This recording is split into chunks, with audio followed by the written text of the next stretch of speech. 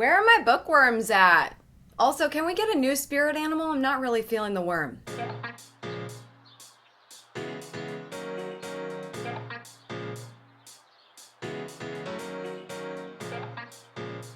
What's up, socials? Welcome back to AmyTV. One of my favorite things to do to educate myself and continue to make myself better in life and work is to read. I'm actually not the best reader in the world, but I still feel like it is such a huge value add to my time. But I also believe that you, the reader, have to make it valuable for your time. And so that's why I actually have a process of how I read a book, because there are a few more steps than, of course, the actual reading of the book. Yeah, sorry my hair is up today. I didn't feel like doing it. How is it? Is it holding up? Ooh. I thought this would be perfectly timed because, as you all said, you wanted a book club, and so the book club it shall be. And so since that's starting, I thought that this little guide of how I typically read a book would be useful for you. Maybe there's a couple things that you can take away for your own process. Before we get started, make sure you subscribe to this channel. I make new videos every Wednesday and Sunday. And also, on the note of that book club, you've got to be following me on Instagram. I know there's a lot of book clubs that like to announce the book by actually sharing their review of the book at the same time.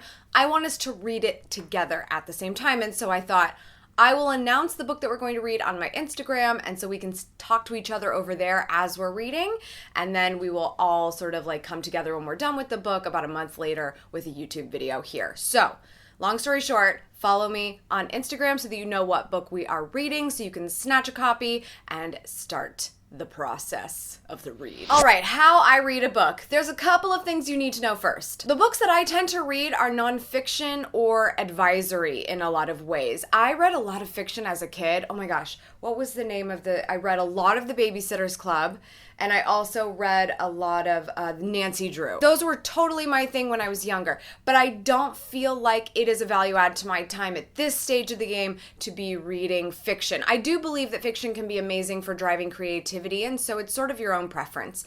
But as it pertains to our book club and as it pertains to what I'm talking about today, I think the best way to think of it is expect a nonfiction mindset with this, because we're trying to make this actionable. I also have my own preferences when it comes to format of the book, and I'm sure that you do as well. I'm sure it's no secret that I love myself a hard copy of a book. I don't know why. Maybe it's just because it's great decor.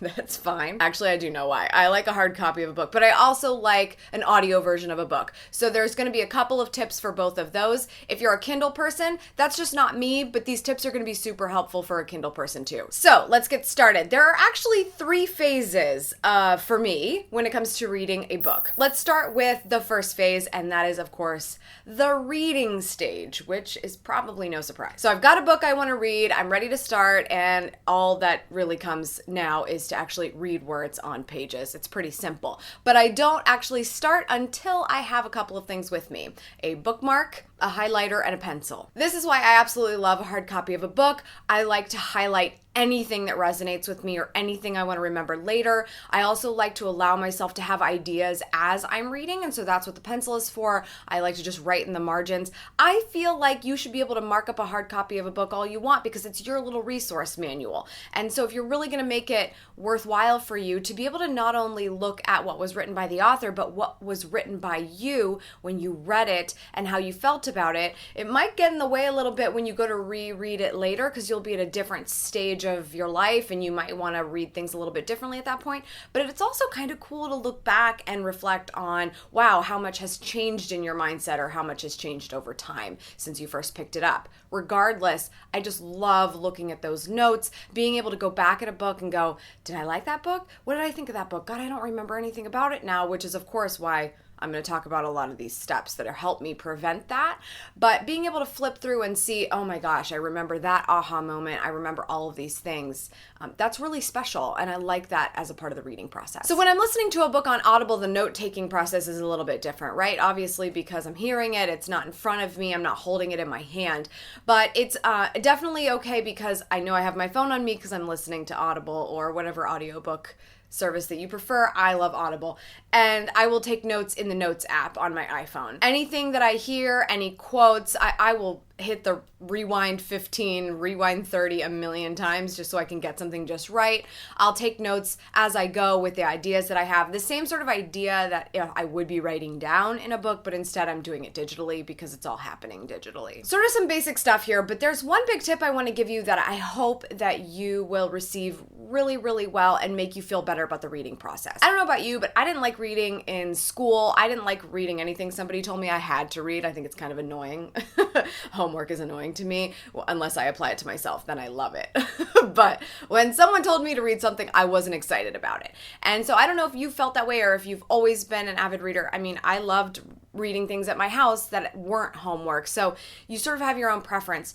You should never feel like the book that you're reading is a chore or that task that you hated in school or that you may have hated in another way. If you are reading a book and you just don't like it, then you need to stop. You need to stop reading it. It is a waste of your time. It doesn't matter what anybody else said about it. It doesn't matter how valuable it could potentially be. If you don't like it, if it doesn't work for you, then you just need to stop. That's not the message that you need to receive in that way. Maybe you need the idea, but the author, the way they wrote it is just not going to be right for you. Don't fight that, because if you try to finish a book that you are not loving, then you're going to get it and you're not going to want to pick another one up. And that's how I feel like a lot of people stop reading, and it certainly got me to stop reading a few years after college and after high school and all of that. So just stop. If you don't like a book, call it quits. I was really disappointed because I ordered this very thick book that I've heard amazing things about, and I see people tweeting about it all the time, and I opened it and I got through like 4 pages and I was like,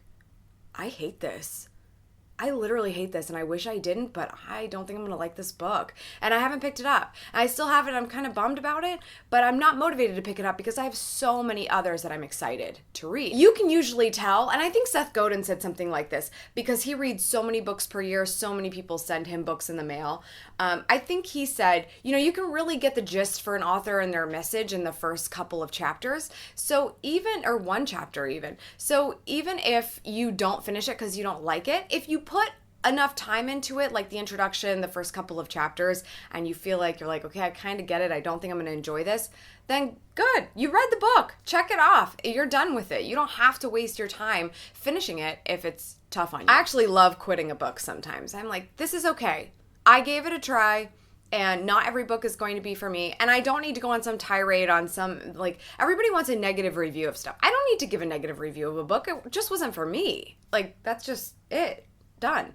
I support the author because they worked so hard to do this. I'm happy to give them my money. I'm not going to ask for a refund. I just don't like it. That's it. Okay, so you read the book or you got through a lot of the book or whatever. At least you finished 50% of it and you really felt like there was something you could take away from it. This is a positive experience. You just had a positive experience with the book. We're moving into the next phase. This is called the download stage. We really need to embrace everything we got from this process of reading the book and take it forward with us. But we have to be able to sort of let it really sink in. It can be a lot to read 300 to 400 pages of a book, and maybe you're like, God, what did I learn again? Or what, I need to remember all these things that were so many good things. I remember having such a great experience with these things, but what were they? So once I finish a book, I want to know what I'm going to do next. And so I need to go through those notes that I was taking and review them and recap the book for myself. So I like to keep my book notes in Evernote. So I will take the hard copy of the book or the note that I took from Audible and just literally rewrite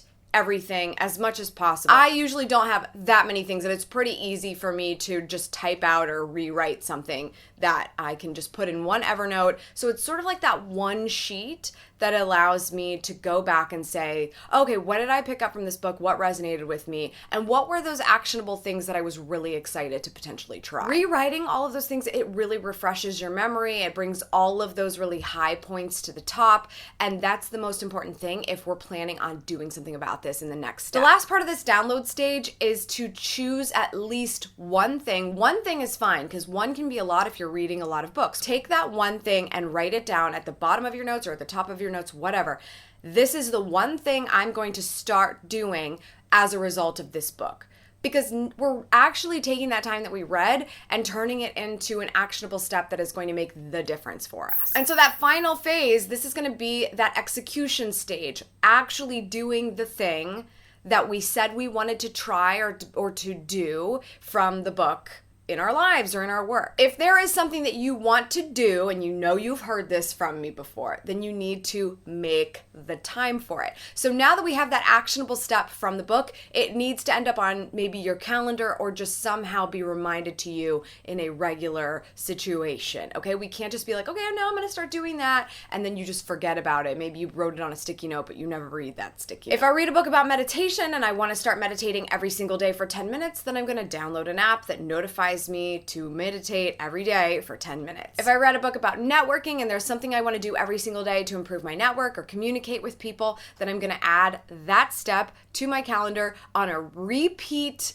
little appointment that shows up Monday through Friday at the same time every day. I'm going to do that thing every day, because if I'm taking it seriously and I'm going to do it, it probably takes a few minutes.